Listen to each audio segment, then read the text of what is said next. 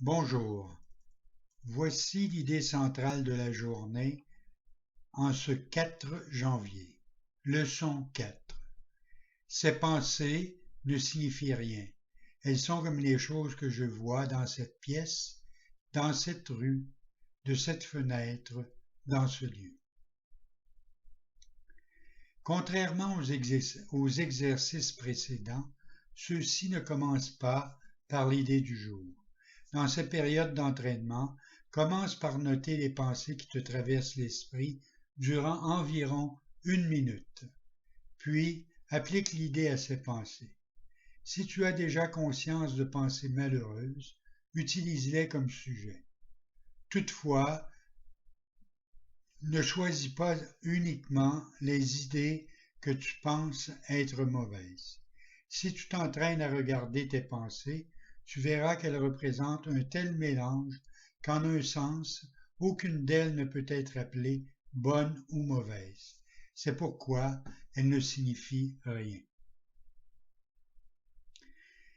La spécification habituelle est requise lorsque tu choisis les sujets auxquels l'idée d'aujourd'hui sera appliquée.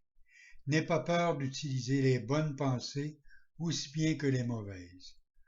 Aucune d'elles ne représente tes pensées réelles qui en sont recouvertes. Les bonnes ne sont que des ombres de ce qui se trouve derrière, et les ombres rendent la vue difficile.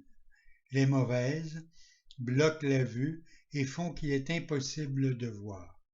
Tu ne veux ni les unes ni les autres. Ceci est un exercice très important qui sera répété de temps en temps sous des formes quelque peu différentes. L'idée ici est de t'entraîner dans tes premiers pas vers le but qui est de séparer l'insignifiant du signifiant. C'est une première tentative, le but à plus long terme étant d'apprendre à voir l'insignifiant à l'extérieur de toi et le signifiant au-dedans. C'est ainsi que tu commences à entraîner ton esprit à reconnaître ce qui est le même et ce qui est différent. Quand tu utilises tes pensées en leur appliquant l'idée d'aujourd'hui, identifie chacune d'elles par la figure ou l'événement central qu'elle contient, par exemple.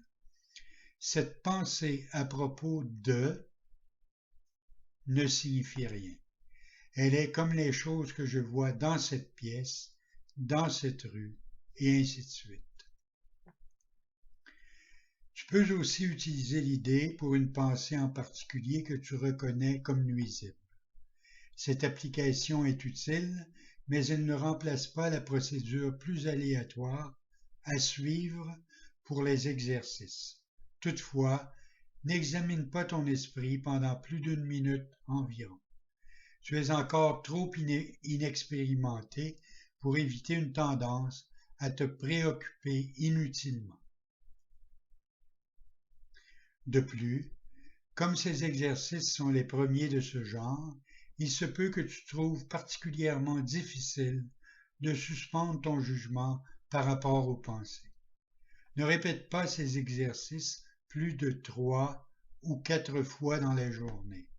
Nous y reviendrons plus tard. Bonne journée.